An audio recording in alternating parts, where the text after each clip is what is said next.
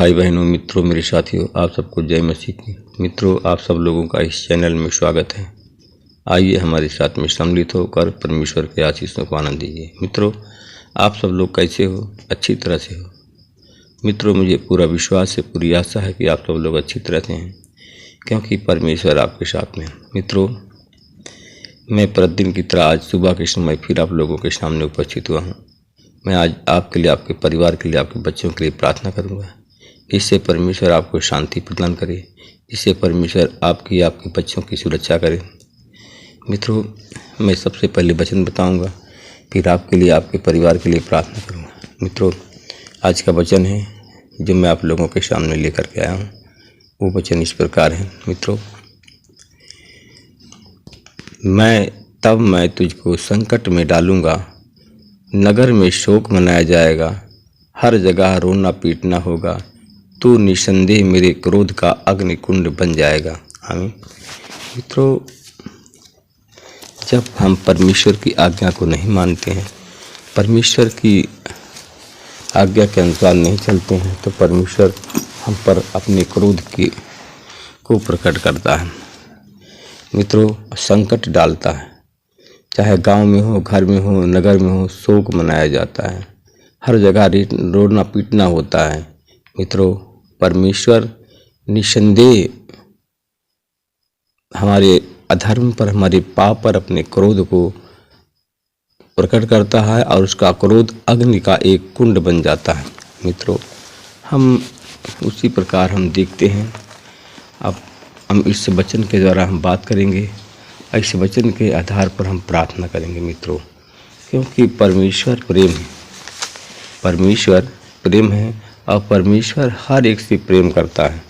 मित्रों, क्योंकि परमेश्वर हर एक से प्रेम करता है और परमेश्वर हर एक को बचाना चाहता है। मित्रों, मेरे भाई और बहनों, मित्रों, मेरे साथियों, हम देखते हैं कि जब परमेश्वर की आशीष हटती है तो लोग अपने आप को एक दूसरा बड़ा बनता है। मित्रों, एक दूसरे लोग बड़े बनते हैं, कोई क्योंकि घमंड आ जाता है। मित्रों, घमंड इसलिए आता है कि हम अविश्वासी बन जाते हैं, हमारे अंदर अहंकार हो जाता है। अहंकार, देखते हैं कि लिखा है कि अहंकार विनाश का ओढ़ना। मित्रों, सबसे बड़ी आज्ञा यह है कि हम देखते हैं कि इस व्यवस्था के आचार्य ने अपने प्रश्न की सार्थकता को दिखाने के लिए यीशु से पूछा कि लेकिन कहा कि मेरा पड़ोसी कौन है। यीशु ने उसे उत्तर दिया, एक मनुष्य यरूशलेम से यरीहो जा रहा था, वह डाकुओं से घिर गया, उन्होंने उसे लूट लिया और मारा पीटा तथा अधमरा छोड़ करके चले गए। मित्रों, संयोग से वहाँ पर एक पुरोहित उसी मार्ग से जा रहा था, वह उसे देखकर कतरा करके चला गया। मित्रों, इसी प्रकार एक उपपुरोहित आया और उसे देखकर वह भी कतरा करके चला गया। मित्रों,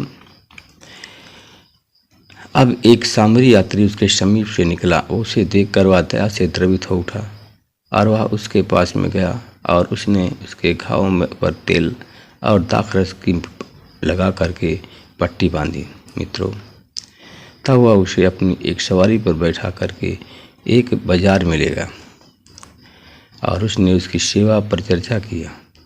मित्रों, दूसरे दिन उसने चांदी के 2 सिक्के निकालकर चराए के मालिक को, दवा के डॉक्टर के मालिक को दिया और उससे कहा कि आप इसकी सेवा व्यवस्था करें, यदि कुछ और खर्च हो जाएगा, यदि कोई पैसा और लगता है तो मैं लौटने पर आपको सब चुका दूंगा।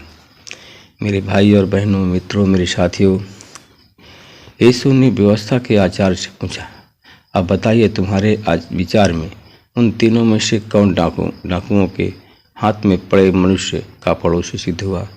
उसने उत्तर दिया, वही जिसने उस पर दया की थी।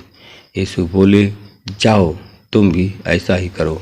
मित्रों, हमें भी दया करना है, हमें भी प्रेम करना है, हमें एक दूसरे के लिए हमें एक दूसरे के लिए क्रोध नहीं करना है, हमको एक दूसरे के लिए से घृणा नहीं करना है। मित्रों, परमेश्वर की आज्ञा यह है कि हम एक दूसरे से प्रेम करें। जैसे परमेश्वर हम पर दया करता, हम भी दयालु बने। हम जो मित्रों, हम दयालु बने, दया करने वाले, क्योंकि हमारा परमेश्वर मित्रों दया करने वाला है। अगर हम दया नहीं करेंगे, जैसे उस भाई को जो डाकुओं के घेरे में पड़ गया था और वह संकट में पड़ गया था और चिल्ला रहा था, जब उनके परिवार वालों ने सुना होगा तो क्या शोक नहीं मनाया होगा, उनके घर में रोना पीटना नहीं मचा होगा। निसंदेह वह परमेश्वर के क्रोध के अग्नि कुंड में चला गया था और परमेश्वर का प्रेम हट गया था, इसलिए कि वह डाकुओं के हाथ में पड़ा, घायल किया गया, मारा पीटा, दर्द पीड़ा से चिल्ला रहा था और परमेश्वर को फिर दया आई। परमेश्वर ने उसे पुनः फिर अपने प्रेम को प्रकट किया। मित्रों, अगर आप भी चाहते हैं कि परमेश्वर उसी प्रकार आपकी मदद करे जैसे सामरी की मदद किया है, तो अपने पापों के पश्चाताप करें, पापों के लिए क्षमा मांगें, परमेश्वर अवश्य आपको बचाएगा। तो आइए आप हमारे साथ में जुड़ जाइए, हम प्रार्थना करेंगे और आप भी परमेश्वर से क्षमा मांगिएगा। परमेश्वर आपको क्षमा करेंगे, परमेश्वर आप पर दया करेंगे, आप बचाए जाएंगे, संकट से परमेश्वर आपको बाहर निकालेगा। आइए हम प्रार्थना करते हैं। अनुग्रहकारी दयालु पिता परमेश्वर, प्रभु यीशु मसीह में आपको धन्यवाद करते हुए इस भोर की बेला के समय नम्र और दीन होकर के फिर आपको चरण में था। प्रभु जी, जिन लोगों ने आपका की आज्ञा को नहीं माना, वो लोग संकट में पड़ गए हैं। उनके घर में शोक मनाया जा रहा है, उनके घर में रोना पीटना है। मैं परमेश्वर पिता में देखता हूँ कि एक ऐसे परिवार को देखता हूँ जिसने उसके अंदर घमंड था, वो क्रूर बन गया था। परमेश्वर पिता, आज वो संकट में उस परिवार है, उस परिवार में वो परिवार के लोग शोकित हैं। परमेश्वर पिता, मैं परमेश्वर पिता धन्यवाद करता हूँ, इस परिवार के लिए प्रार्थना करता हूँ। जिस परिवार को मैं देखता हूँ उस परिवार का नाम बी से आता है और वह उत्तर प्रदेश का रहने वाला है।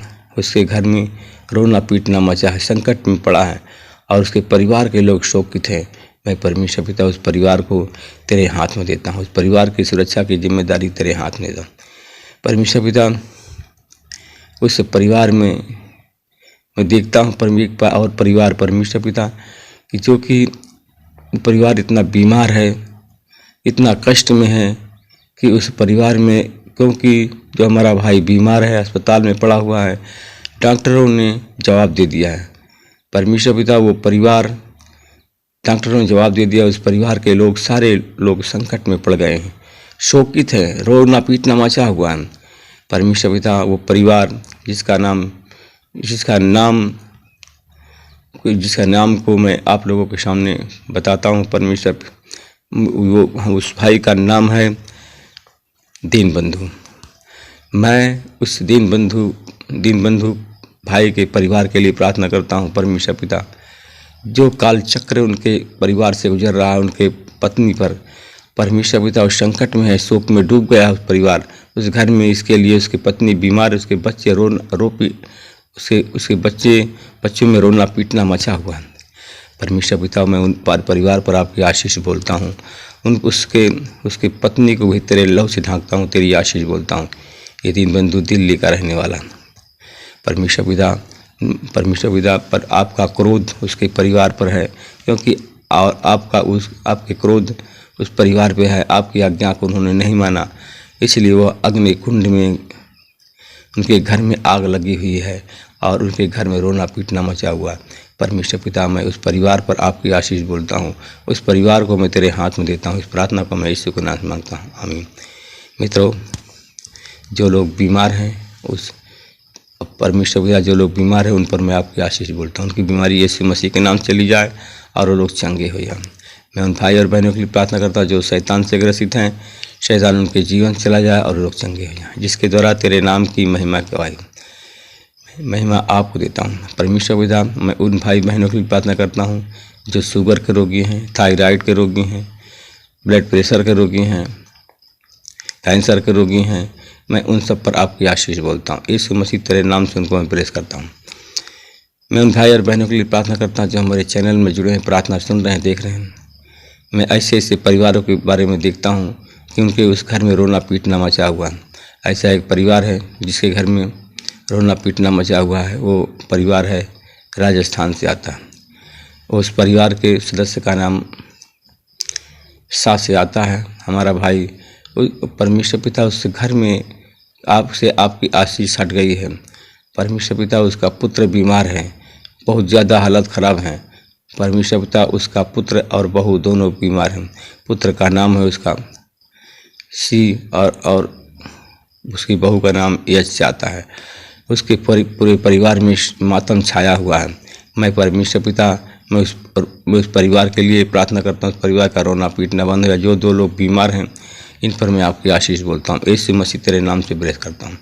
प्रभु जी, आपने हमारी प्रार्थना विनती को सुन लिया है, हाँ और आमीन में उत्तर दिया। मैं आपको धन्यवाद करता हूँ। इस प्रार्थना को मैं उद्धार करता प्रभु यीशु मसीह के नाम से मांगता हूँ, आमीन। प्रभु आप सबको आशीष दे, रक्षा करें।